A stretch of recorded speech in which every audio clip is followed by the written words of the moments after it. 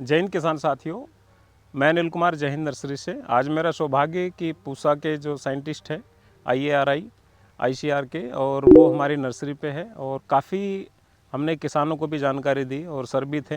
काफ़ी किसानों के क्वेश्चन थे वो सोल्व हो गए और भविष्य में वो अच्छा उत्पादन भी लेंगे, ऐसी हम उम्मीद करते हैं। तो आज हम एक बेसिक जानकारी लेते हैं कि हम जब मैं फील्ड में जाता हूँ तो काफ़ी किसानों के क्वेश्चन होते हैं कि यार हमें इस क्षेत्र में समस्या है या हम ये नहीं कर पा रहे हैं अच्छे से। तो आज हम उन्हीं के बारे में जानेंगे। तो एक एक करके हम सर का परिचय जानते हैं। मैं डॉक्टर सीवी सिंह, रिटायर्ड वरिष्ठ वैज्ञानिक IRI पूसा और joint director, ex joint director ministry of agriculture, government of India. जी। नमस्कार किसान भाइयों, मेरा नाम डॉक्टर विपिन कुमार, मैं सह निदेशक हूँ कृषि विज्ञान केंद्र गौतम बुद्ध नगर में। किसान भाइयों नमस्कार। ऊपर सर मैं डॉक्टर हरीश कुमार, मुख्य तकनीकी अधिकारी। पूसा का एक विभाग है, कृषि प्रौद्योगिकी सूचना केंद्र है, जिसको एटिक नाम से जानते हैं। वहाँ गत 33 साल से कार्यरत हूँ। तो किसान साथियों, आज हम जानते हैं कि कोई भी किसान है जब वो खेती करता है या बागवानी करता है तो उनकी क्या क्या ऐसी छोटी छोटी बातें हैं जिससे वो ध्यान रखे और भविष्य में उसको नुकसान ना हुए।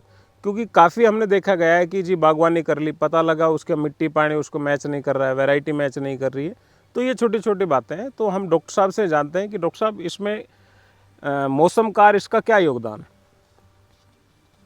सबसे पहले तो मैं किसान भाइयों को ये कहना चाहूँगा कि वो जहाँ भी अपनी जो प्लान है, जो भी वो उगाना चाहते हैं, उसके लिए अच्छी तरह प्लानिंग करें, होमवर्क करें कि उनका उद्देश्य क्या है खेती करने का, खेती में क्या लेना चाहते हैं। दूसरी बात ये कि उनका मिट्टी और जो उसका पानी, उसकी क्वालिटी कैसी है, वो भी ज़रूर परीक्षण कराएं। तीसरी बात ये है कि हर फसल के लिए क्लाइमेट और जलवायु जो होती है वो अलग अलग होती है। जिस फसल को वो उगाना चाहते हैं, क्या उस क्षेत्र की जलवायु उसके माफिक है और वहाँ का जो बारिश का वो है, बारिश वहाँ किस औसत बरसात कितनी होती है। तीसरी बात ये कि उनके पास पानी का क्या साधन है, साधन ठीक है या वर्षा आधारित खेती करनी है। ये सारी बातें उनको पहले ध्यान में रखनी चाहिए। मान लो उनको फल और सब्जी की खेती करनी है तो उनको ये भी ध्यान रखना है कि उनकी बाज़ार से दूरी कितनी है।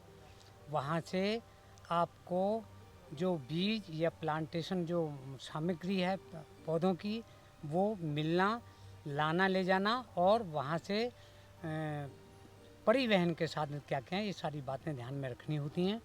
उसके बाद आपका क्या उद्देश्य है, जो उद्देश्य के आधार पर अपनी रूपरेखा तैयार करने के बाद उस फसल को लगाने की व्यवस्था करनी चाहिए। दूसरा, इसके बाद जो बात आती है, मिट्टी पानी सब ठीक है, उसको अच्छी तरह खेती को जुताई गुड़ाई करके तैयार कर लेनी चाहिए। मान लो आपको पेड़ पौधे लगाने हैं, यदि आपको पेड़ पौधे लगाने हैं, बागवानी करनी है, तो उसी के आधार पर आपको मिट्टी का चयन करना चाहिए। पेड़ पौधों की कौन सी वैरायटी लगानी, कहाँ से लगानी है, उसकी व्यवस्था अच्छी होनी चाहिए। पौधा लगाने से पहले लगभग 60 बाई 60 या 90 बाई 90 की चौड़ाई में, लंबाई चौड़ाई गहराई में गड्ढे खोदने चाहिए और वो पौधों की लंबाई के आधार पर और अवधि के आधार पर निर्भर करती है। उसको पहले तैयार करने के बाद में जैसी बरसात आती है, बरसात के बाद उन गड्ढों को बरसात से पहले ही भर दिया जाता है मिट्टी से, खाद और उसका मिश्रण मिला के। जब बरसात होती है, सैचुरेशन होता है, तो आवश्यकता अनुसार उन गड्ढों में से उसको खोदकर पौधे दबा दिए जाते हैं। और इंसेक्टिसाइड का भी पूरा ध्यान रखना पड़ता है। कहीं ऐसा होता है पौधा शुरू में ही लगाया और लगाने के बाद ही उसमें कोई भी बीमारी लग गई या कीड़ा लग गया, कुछ भी हो गया, उन सारी बातों का ध्यान रखना पड़ता है। यदि आपको फसल लगानी है, कोई भी, या गेहूं की, धान की तो ये देखना चाहिए कि आपके गेहूं की धान का उद्देश्य बाज़ार में बेचना है या घर में खाने के लिए यूज करना है, या आपको दलिया बनाना है, या आपको उसके नूडल्स बनाने हैं। उसी के आधार पर गेहूं की वैरायटी का चयन किया जाता है। आपके खेत में बारिश कितनी होती है, पानी की व्यवस्था कितनी है, वो भी गेहूं के लिए ध्यान रखना पड़ता है, क्योंकि किसी भी गेहूं की फसल को करने के लिए आजकल 5 से 6 इरिगेशंस की ज़रूरत पड़ती है। वर्षा आधारित बेस पर आप गेहूं पैदा नहीं कर सकते। यदि बारिश ठीक हो रही है तो हो सकता है, अदरवाइज तो फसल मर सकती है। उस स्थिति में आप जौ या आपको सरसों या दूसरी ऐसी चना ऐसी फसल लेनी है जहाँ कम पानी में हो जाए। और दूसरी मान लो आपको फसल धान की लेनी है। धान की फसल लेने के लिए आपको ये देखना है कि कौन सी वैरायटी मेरी उपयुक्त है, मुझे बासमती करनी है, नॉन बासमती करनी है, पानी की व्यवस्था कितनी है।